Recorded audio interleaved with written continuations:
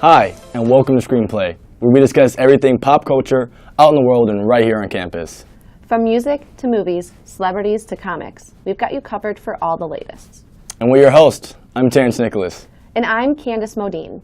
If you're looking for something exciting and new to experience on campus, the Aurora University Music Department has something for you.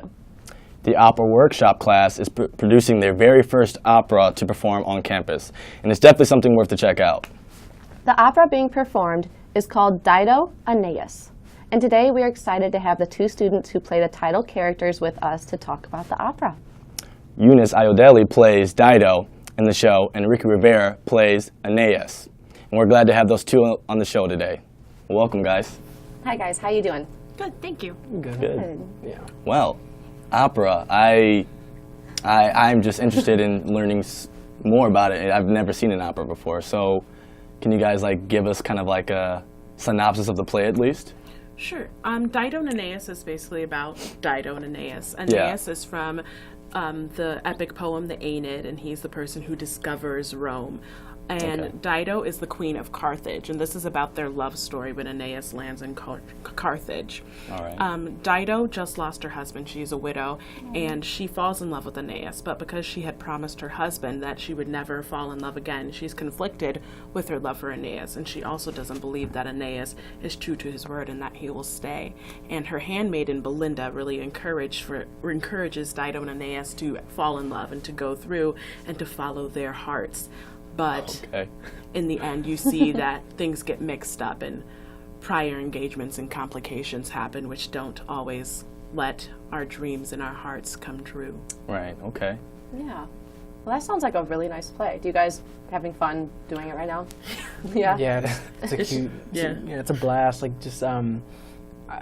For most of us, it's our first opera. Right.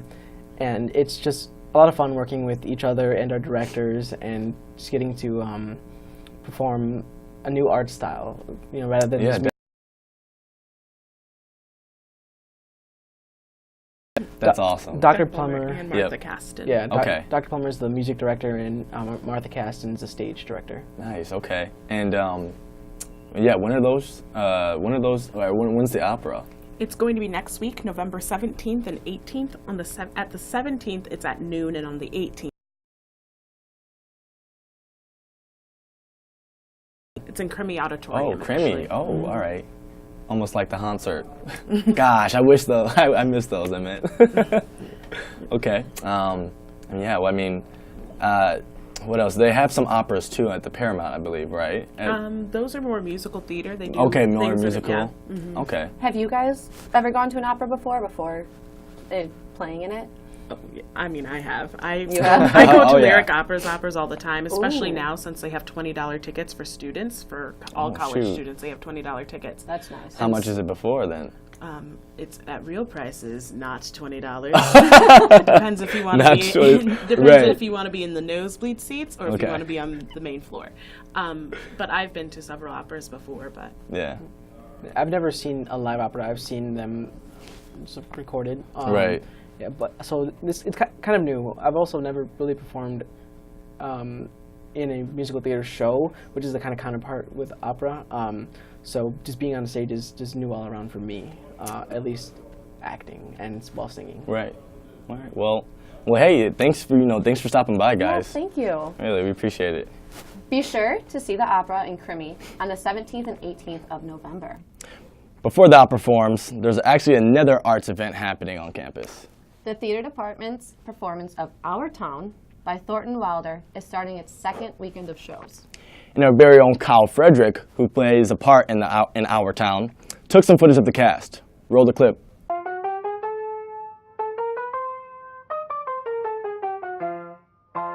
Children, I won't have it. Breakfast is just as good as any other meal, and I won't have you gobbling like wolves. Our Town is a place where people live face to face. The only people they know are the people that they see. So come and check it out and see what it was like when people only knew the people that they talked to. Want your paper now? Yes, I'll take it. Anything serious going on in the world since Wednesday? Yes, sir. My teacher, Miss Foster's getting married. Our Town is a production that makes you laugh, and then it makes you cry, and then makes you laugh again, and then it makes you cry again. It's wonderful. I love it to pieces. I'm the brightest girl in school for my age. I have a wonderful memory. Eat your breakfast. I'm bright too when I'm looking at my stamp collection. I really enjoyed, in particular, one scene where I'm with Nigel on stage and him and I are going back and forth over breakfast, and I, in a sense, put him in his place. Personally, to me, I think that's the funniest scene, and I think it's really wholesome. I took the opposite of my father's advice. I've been happy ever since. Let that be a lesson to you, George. Never ask advice on personal matters. What I really enjoy about this play is that it's very similar and relatable to real life, even though it's written so long ago, and the characters are very attachable to, myself, and I think the audience will appreciate that. I get a shock every time I think George set out to be a family man. A great gangling thing. I tell you, there's nothing so terrifying in this world as a son. I enjoy working with all of my peers, and I enjoy collaborating with them and making a project that is both wonderful and beautiful. And Myrtle Beck, he offered me $350 for Grandmother Wentworth's Highboy as I'm sitting here. There's something in this show for everyone, so whoever you are, you'll enjoy something about the show. There's romance, there's humor, there's music, there's tragedy, there's nature, lots of different themes. So no matter who you are, you will definitely enjoy this show. Wow, that looks great. We better make plans to go see it before it closes this Saturday. Definitely. I'm actually making plans this Thursday. Oh, nice. So we've heard about 2 different live performances happening on campus, but what about what's happening in theaters? Well, Desiree McCollum viewed Boo, a Medea Halloween movie, and she's here to talk about it and her thoughts on the film. Welcome back on the show, Desiree. Hey. Right? Can't get enough of you, right? Right? Can't get enough of you guys. So. Oh, stop it. Oh my God, stop it. So, how was the movie? I love the movie personally. Definitely Medea, right? Yeah. Yes, Medea. Hilarious. Like, he has done so much. He expands his career. He's done different movies, like the Christmas one. There's a Halloween one that just recently came out. Right. He's done plays. He's had TV shows. Tyler House of Pain is just nonstop with him. What? I love it. Okay. Love it. Tyler Perry. Yeah. I was gonna say. So, like, more like on the movie then, like what? So what is it about again? So it's Medea, right. And also Tyler Perry. He plays 3 different roles. What? Yes. He normally just plays my Medea. gosh. He does Medea, the main character, Brian, which is the dad in the movie, and then also Joe. So he plays 3 different parts, and you wouldn't even be able to tell. It's super, super amazing, even from the cast. That's great acting. Right? Yeah, that's good. He good. writes the script, he produces, he acts. I mean, he does it all. He does it all. And a part of the cast, there was a couple members where he found them on Instagram, actually, for their talents. Really? And he just gave them a chance, and you wouldn't even be able to tell that that's their first film. It's so That's amazing. Shoot, I should have been on that then. Good thing up on you. Right?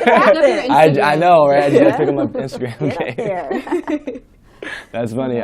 So, all in all, you really enjoyed it and liked it? I did. There's a couple moments where you're like holding your breath because it's a little bit scary, but not too much. It's nothing like Paranormal Activity or anything. Right. Out Oh my there. gosh, those are but not there even. is scary moments where it's ghosts and all these different things and clowns and the epidemic with that. So it was like, oh my goodness. I hate clowns. Absolutely hate them. Oh my gosh, Just yeah. to say. Oh yeah, they're in the movie, really but care not about too them. many of them. But it's super funny though. Yeah. You'll be laughing from the moment it gets on until the moment it's over. All right. I mean, it's a really good movie. So rating from 1 to 10. 1 being 10 being. I would give it a 10. I really enjoyed the movie. Okay. From the cast to the script, everything just played well together. You can tell that the actors had chemistry because for me watching a movie, that's super important. Right. You need to have chemistry because it just wouldn't match. And they have it. It was good. All right. Definitely need I was gonna say I'm more of an action guy, so I mean, I like Medea, but it's not a lot of action for me. So the Avengers and stuff like that. But I'll definitely check it out now since I'll check it out too. Yeah, for sure. I actually really love scary movies. Yeah. So if this was like it had scary some scary in there. It had some scary in there where you're like, I don't know what's gonna happen. So it was in there. All right. For sure. Well, thanks for Thanks for coming in, Desiree. Anytime. Definitely. All right. Even though it's November, we still have plenty of things to do before winter begins. And Jasmine Senga is a perfect example. She went to a pumpkin farm in Minooka, Illinois over the weekend and proves that fall is still going strong. Here's what happened.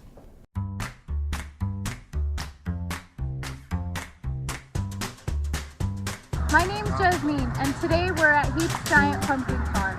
They have really cool food. They have lots of options for pumpkins to choose from. They have a corn maze and a soybean. So let's check it out. They have lots of cool pumpkins to choose from. They have boards, but we have to respect the rules.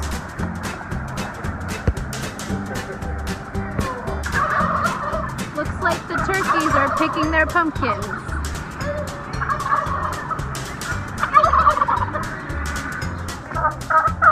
The little petting zoo.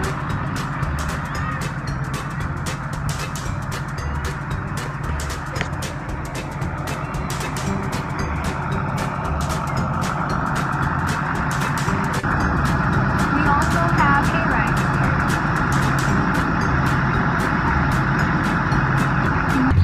This fall, let's see how tall I am.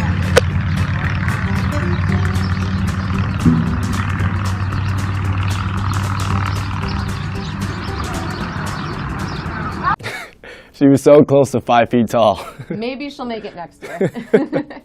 Well, after seeing that, we have to finish off this season with with fall spirit. For sure. Halloween is over, but that doesn't mean we can't talk about some of the Halloween costume trends we saw this year. Right. What were some that you saw? Me, so I definitely saw a lot of frat star wannabes. Maybe like some cheerleaders here and there too. Right. Yeah. One of them actually I saw was a cheerleader, but it was more of like a pun. So it said ceiling, and then they were cheerleaders, and they were. Wait, so she was like a ceiling fan.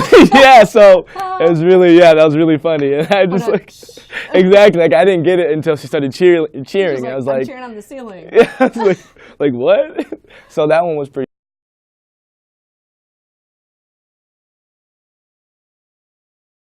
Squints and Wendy Peppercorn. Yeah. Like from the Sandlot. Pretty funny. Okay, all right. Those are some good ones. Yeah. Yeah. I also saw someone was the Cat in the Hat, and his girlfriend was Green Eggs and Ham. Green Eggs and Ham. Oh wow. I definitely saw one this year was a peanut butter and jelly one. So. Oh, I like that. That's right. Funny. Yeah. I like that. It was creamy, not crunchy. So. Yeah.